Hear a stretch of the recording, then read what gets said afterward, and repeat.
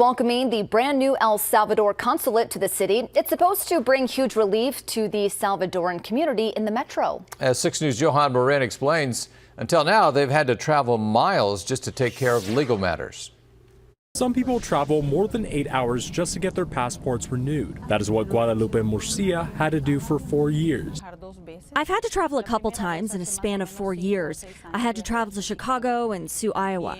Murcia is like many Salvadorans in the Omaha community. She says a big weight has been lifted off her shoulders. We're blessed now that we can easily come down here in our own time in comparison to having to travel so many miles. Obtaining certain legal documents from El Salvador has been exhausting for Murcia. It typically takes 2 days for her to travel.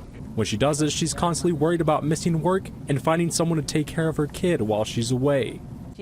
Having to travel takes a lot of sacrifice and time. In Nebraska, there are about 20,000 Salvadorans who face the same issue as her.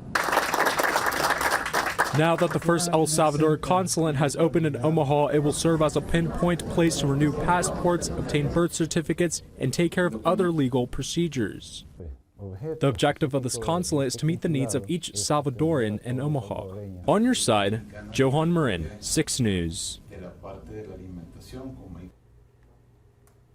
And the El Salvador Consulate is just north of 114th and West Dodge. It will also serve as an in-person voting place for the upcoming 2024 elections. This